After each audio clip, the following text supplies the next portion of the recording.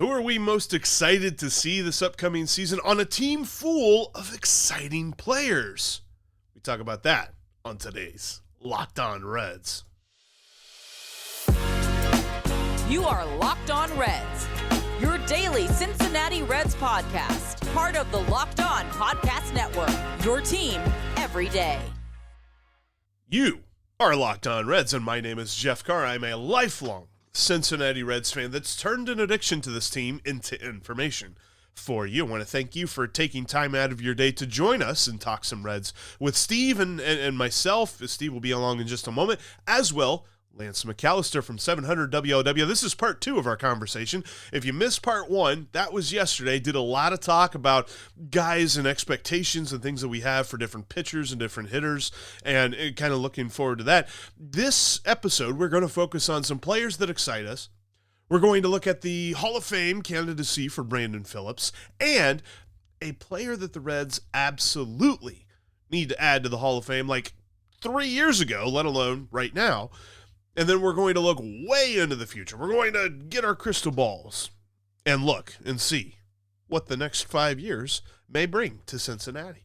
That's all coming up on today's Locked On Reds podcast. We're, of course, part of the Locked On Podcast Network, your team every single day, and we're free and available on all platforms. Make sure that you're following and subscribing because we're going to be with you all throughout the off season. We do have a bit of a truncated schedule now, 3 to 4 episodes a week, but if there's breaking news, we will be all over it, and you can trust that we'll have instant reactions and all sorts of great live reaction shows and things like that as we move through the off season. No live Aloha Friday this week, but we will be back next week with you live on Friday at either 2 p.m. or 3 p.m. Eastern time.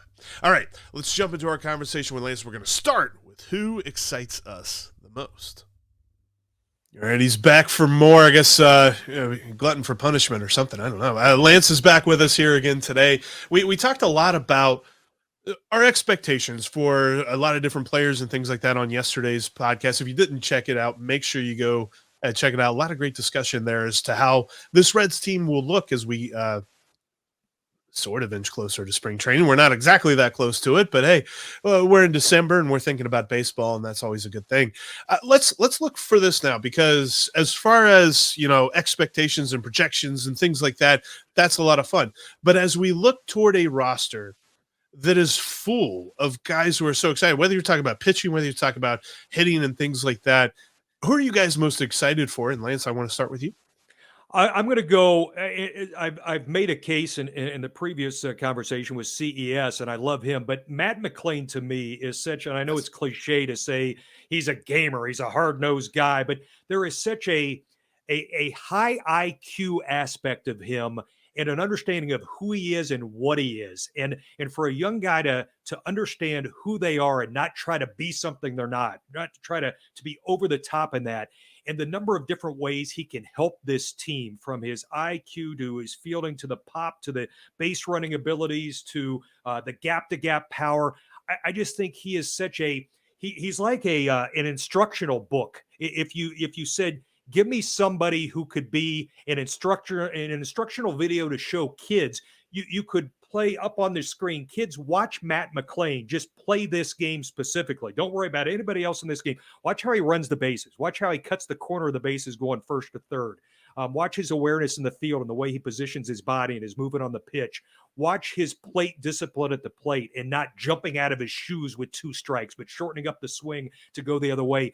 I just marvel at somebody at that age who has a complete and total understanding of the game and the ability to translate it. And man, to think at this age, he's still just scratching the surface of all of it. I love that. And I can't wait to see him continue to grow. Matt McLain is Tom Amansky's favorite Red. Yes. Yeah, I am in the same place. I have been so in on Matt McLain. I interviewed him while he was still in the minors, and I came away from that conversation just so impressed with him. And then having watched what he's done since his call up to the big league level, I'm looking at him as that next. And I know everybody wants to focus in on Ellie De La Cruz, but I look at Matt McLain as potentially being that next guy that steps up now that Joey Votto's gone. You know, you go through these evolutions, right? And Barry Larkin was that guy for a long, long time. And then Joey Votto was that guy for a long, long time.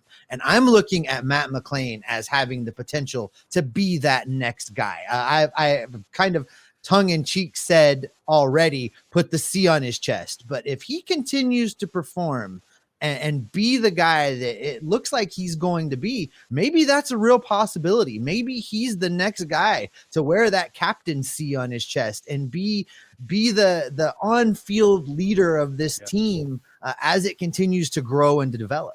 As you were saying that, another C word popped into my head. The calm. He plays with a calm, and I think that is so crucial for a young player. He will join in celebrations after games, and it's not like, he walks around with a pouty face on, but there is a calm to the everyday, every at bat that is so crucial into, that old cliche, you don't want to get too high and too low. There's a flat line to Matt McLain and how he plays, and that's what you need. And he goes about and does his thing, and the beauty of it, it may not be a game where he puts up a bunch of, the box score is not exactly full, but you think back and say, man, he turned that double play and he took that extra base when he got on with a single in the 7th inning. And he did this, and you start thinking about it, you say, add it all up. No wonder they won. He did so many other things to help them win tonight. And that's why guys like that are gold in Major League Baseball. Just so I pick somebody different, because I am excited about Matt McLain. But on the position side of things, man, Noelvi Marte really, really gets me excited. And I know that there's some question about what his role might be on this team, but I firmly believe he has earned the right to at least be innocent until proven guilty in spring training, whether or not he's going to be the everyday third baseman. I think that he has shown the ability to field the position well.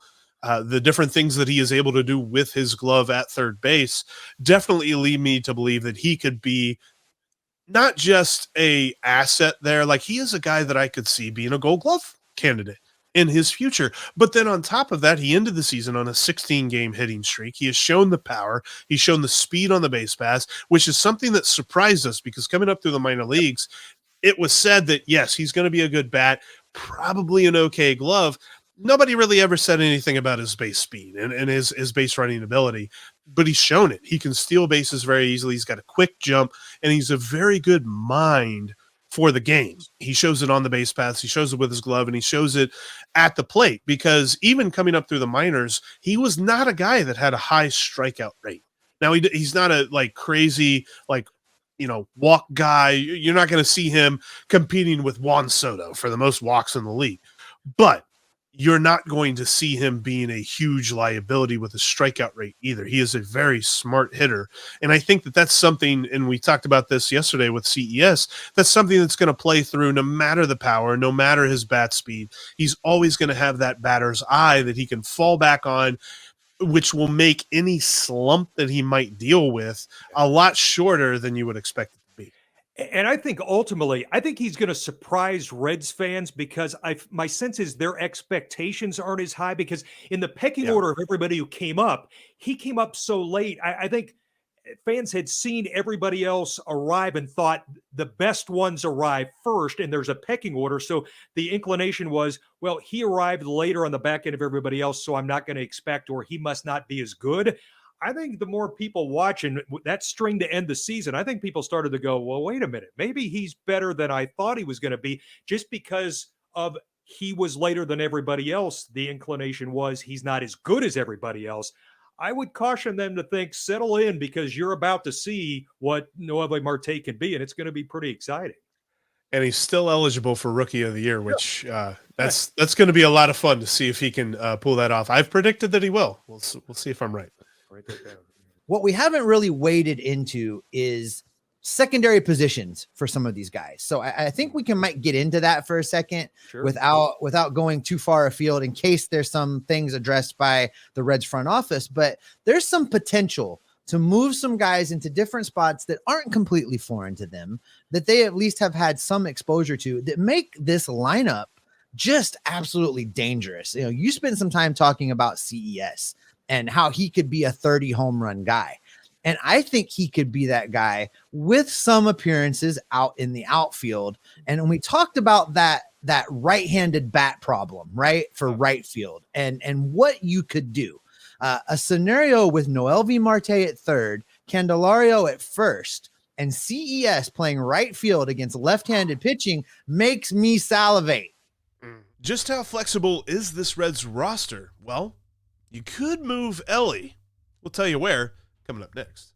Before we get into that, I want to tell you about today's sponsor, that is FanDuel. FanDuel is an awesome way to take advantage of your sports watching experience and really enhance it. They've got great promos right now, especially if you're a new user. You can join today. Go to FanDuel.com/lockedon, and your first $5 money line wager that wins will net you $150 in bonus bets as well. Speaking of that, got a lot of great basketball going on. You got the in-season tournament Pacers, Indiana Pacers if you're a Pacers fan, in the in-season tournament final. Going to be a lot of fun watching them play against LeBron and the Lakers. You might be able to take advantage of some interesting lines there, especially when it comes to Tyrese Halliburton. Dude is just absolutely going off for the Pacers right now, and probably a lot of fun to put some prop bets on. FanDuel's the best place to do it. They've got prop bets, they've got money lines, they've got over-unders, and they've got point spreads, so many different things. You can also put together single game parlays to increase your payout. That's FanDuel.com/lockedon. New users, $5 moneyline wagers that win get you $150 in bonus bets back. Check out FanDuel today. They are the official partner of the NFL and the official sportsbook of Locked On. Thanks as always for making Locked On Reds your first listen every day. If you are not subscribed, make sure you do. We'd love you to become an everydayer. For those of you everydayers out there, coming up on tomorrow's show, we have got an episode where we discuss Tyler Stevenson and the catching position, the state of the catching position for the Reds. Steve and I are huge fans of all catchers when it comes to Major League Baseball, and this is going to be a catchers-only episode. Very excited to talk about some catchers on tomorrow's podcast. So make sure you join us. Make sure you subscribe. That way you don't miss anything we've got coming for you this offseason, as we'll be with you all throughout the offseason, because we're part of the Locked On Podcast Network, your team every day. All right, let's jump back into our conversation with Lance. That's the stuff in a perfect world. And if we had up on the wall the organizational depth chart, the possibilities, if you're Nick Kroll and you're David Bell, you sit back and you look at it and say, this will work.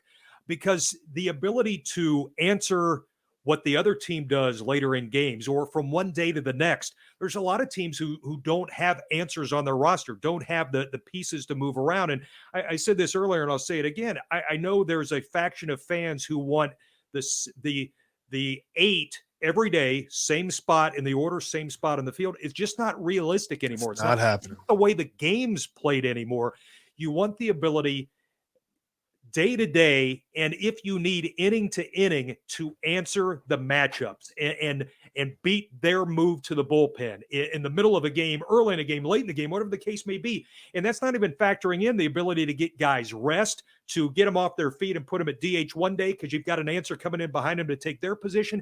That is the currency of Major League Baseball today. Flexibility, position flexibility, day to day and depth of your roster. If you don't have it, you're behind the 8 ball, and the Reds have it, and they're ahead of that 8 ball as well as position as most teams, or more teams, most teams in Major League Baseball.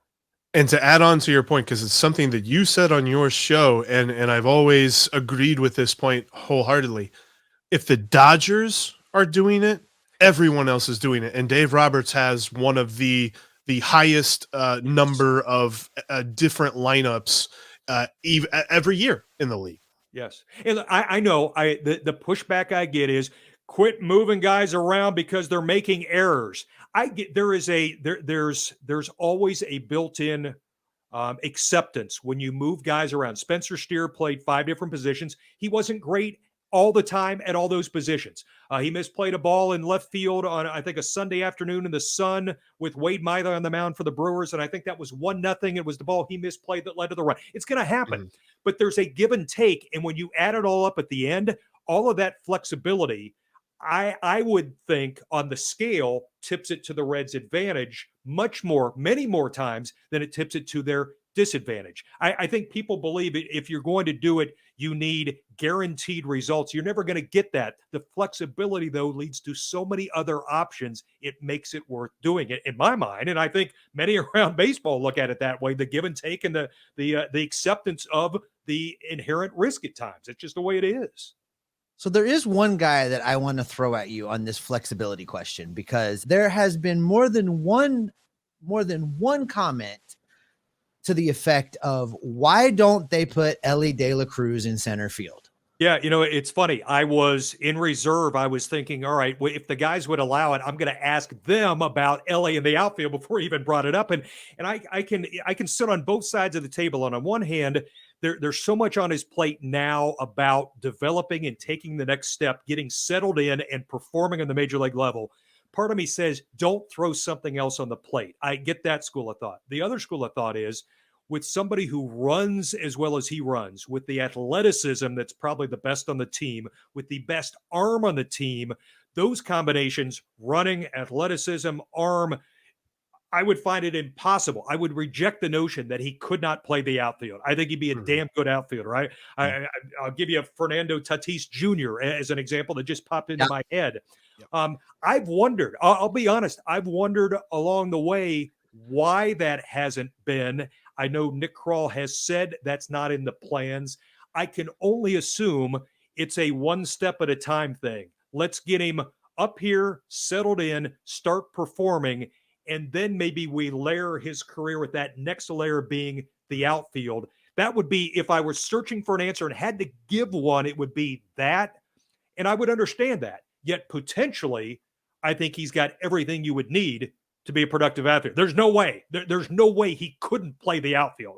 My goodness, he's got everything you would need to be an outfielder. Tatis is the perfect thing. Perfect thing. You know where I land on it, and the reason that I'm not super fond of it is, I think right now his strengths lend to him staying in his position, and for the reasons you said as well. Don't overload his plate. I'm a little reluctant to put him out there because I'm having Ken Griffey Jr. thoughts, and I see a whole lot of him crashing into walls and climbing over walls and trying to be the Superman that he is, potentially leading to the same kind of results that Ken eventually found, which is the wall is hard and it hurts you. So I don't know that I necessarily want to put him out there while he's young and brash and thinks he's indestructible. But I think ultimately his body type might force you to do it. Yeah, I think that's fair. And as you were saying, outfield wall, I defaulted to the number of times at second base, turning the double play, the pivot, the risk slides into him, legs taken out. That concern. I don't like when he slides head first on steals. I don't like hands being extended. I want him to go feet first, and that's another thing. So yeah, anything I want to bubble wrap him, because I want 150 games of Elly De La Cruz, and I don't want to think outfield walls or collisions at second base. No, I'm with you there, but I always default to he's Superman. You put him in any position. I believe you put him at catcher. I think you'd figure that out. I love as you say that. If I had $1 for everybody at some point last season says, "Well, the bullpen's taxed. Why don't you just let Elly pitch?" And I'm like, oh. Well, I mean, see, they added plenty of depth there with Pagan and with Martinez, and they even brought Alex Blandino back on a minor league deal. Let's pivot a little bit, because one of the things that I wanted to discuss with you, because he's on the Hall of Fame ballot, and we're going to look back here at Brandon Phillips, but he's on the Hall of Fame ballot for Cooperstown. Don't necessarily know how well that's going to play out. I don't think he got a vote, but he's going to be on the Reds Hall of Fame ballot, and I think that's a shoo-in, probably unanimous, that he gets put into the Reds Hall of Fame. Looking at what Brandon Phillips meant to this team, has there been a second baseman? And Matt McLain, Jonathan India, we kind of have a chance to maybe see somebody who could be comparable to him, but has there been a second baseman since Brandon Phillips that we've even thought of to be anywhere near his level? No, the combination of power and the defense, and to think of how they got him in the trade, and the expectations of who did they get? I mean, I remember that when that trade happened, it was like, okay, what else happened in Reds news? Because there was no reason to believe the Indians had given up on him at the time, and there was no reason to believe he'd become what he became. But to me, his arm at the second base position, the fielding in combination with the strength of his arm at second base, it was a joy to watch. The range and the arm strength. And oh, by the way, he would steal bases and hit home runs. And oh, by the way, he'd do it with a smile on his face and some relish on the hot dog move that night. It was just, I mean, it was magical. And that big smile, it was just the package that made it impossible to not say, that dude, I love that dude. You know, the thing you hit on, Lance, and for Brandon Phillips, it not only was he electric and had these moments, but he consistently was electric and he consistently had these moments. There's been a lot of guys come along. Jeff, you mentioned a few of them. You know, there were a couple days there where Derek Dietrich, you know, electrified the city. And there were a couple days there where Scooter Gennett electrified the city. But Brandon Phillips electrified the city for a decade and was consistently good in that process. 191 home runs as a member of the Cincinnati Reds, 194 stolen bases as a member of the Cincinnati Reds. So it was that combination, things we talked about just a little while ago, Lance, with the stolen base and the speed being able to lend itself in a game where maybe everybody's just not quite feeling it and you can't wait for the home run and there needs to be a spark. And Brandon Phillips was that spark. How and good would he have been on this roster? Oh man. Oh, it just, he would fit right in because this is an entire roster of that type of production. For every home run you hit, you go and steal a base. For every time the guy next to you hit a home run and steals a base, you go make the diving catch and the throw to get the runner by a half a step and all. That's what this team is. And I think it's a culmination of all of those feelings and all of that energy and seeing it in a lineup top to bottom of that type of Brandon Phillips electricity. It's great. I never really made that connection until having this conversation that a lot of these guys play with that kind of enthusiasm. And the other word I'll toss in is swagger. He had, if you've got swagger, if you're Nick Castellanos who stands over a Cardinal and flexes at home plate, people love that. When Brandon Phillips walked up to Yadier Molina and tapped him on the shin guard and it was on and the bench is emptied, it was that type of stuff where Brandon had made the quote, the famous quote to Hal McCoy the night before that stirred up the Cardinals. It was that swagger. Did he rub some people the wrong way? Absolutely. Was there an element of, if he was on the other team, you hated him? If he was on your team, you loved him? Absolutely. And that's part of the kind of the chemistry of what you kind of stir around for a Reds fan and say, do you like this? And they like that for Brandon Phillips. Speaking of the Reds Hall of Fame, there is a player who has been omitted from the Reds Hall of Fame, and there's no reason as to why. We'll explain coming up next. Before we jump into that, wanted to let you know, you can follow the show in between episodes. You can follow at Locked On Reds on Twitter. You can follow me at Jeff Carr with 3 Fs. You can follow Steve at S. Offenbaker with 2 Fs. And you can bookmark InsideTheReds.com. Steve, myself, James Rapine, Rick Uccino, and Austin Elmore all writing about your Cincinnati Reds. So you can get us in, we'll talk to you about the Reds here on Locked On Reds. We'll write about the Reds. You can read about the Reds over at InsideTheReds.com. We got Reds content just out the wazoo. So make sure you check it out. All right, let's finish up our conversation with Lance.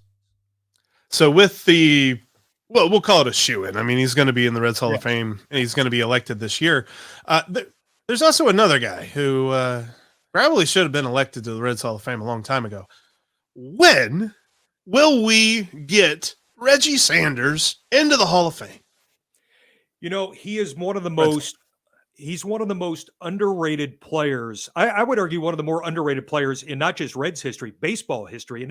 And so much of him is viewed by fans here as just the struggles against the Braves in the playoffs in 95. And they look and say, well, he struck out, 19 times, 21 times, whatever it was in the series. And that's what they reduced Reggie Sanders to. You look at his numbers.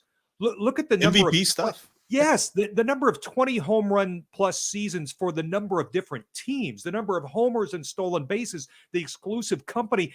I guarantee you, most Reds fans, if you ask them about Reggie Sanders, would mention the strikeouts in that playoff series. And if you told them, go look at his baseball reference page, if you gave him a blind resume and you had him look at it and then said, who do you think that is? You could give them 47 guesses before they'd ever think of Reggie Sanders. And then they say, no way, that's not Reggie Sanders. But it is. He had a damn good career.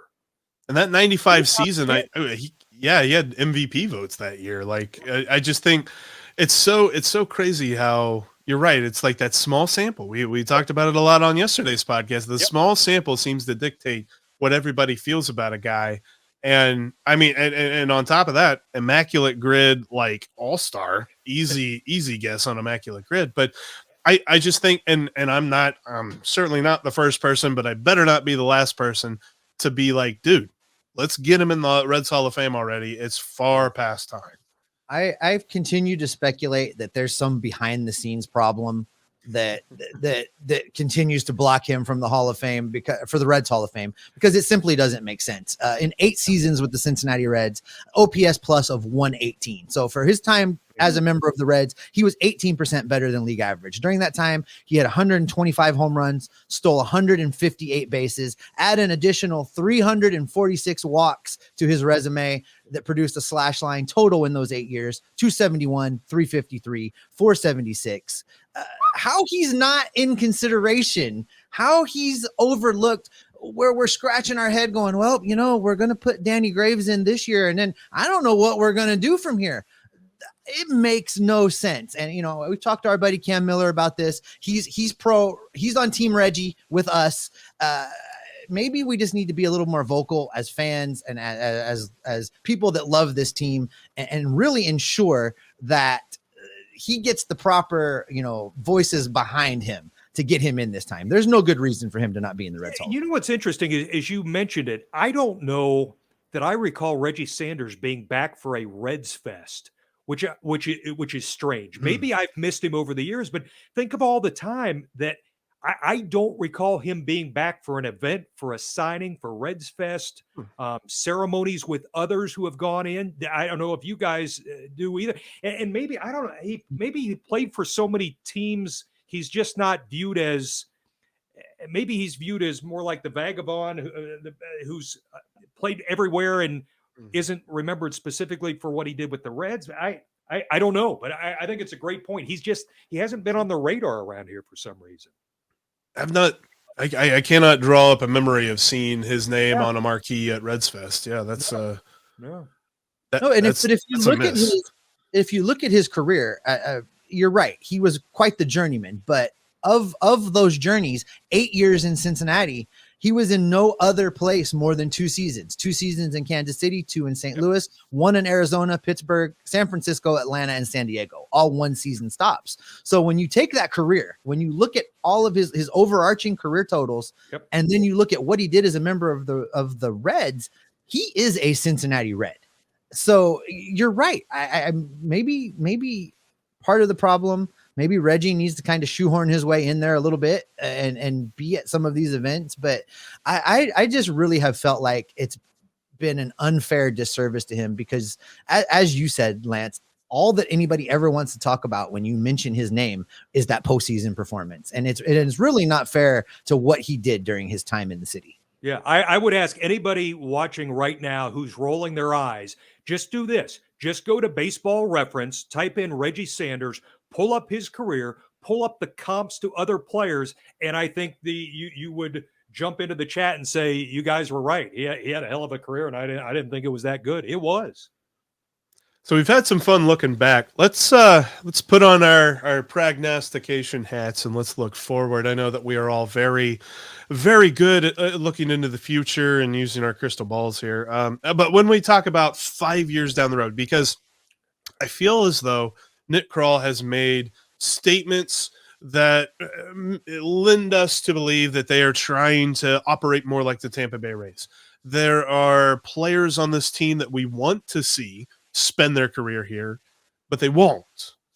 5 years down the road, number one, have we won a playoff series? Number two, who's been given contract extensions aside from Hunter Green?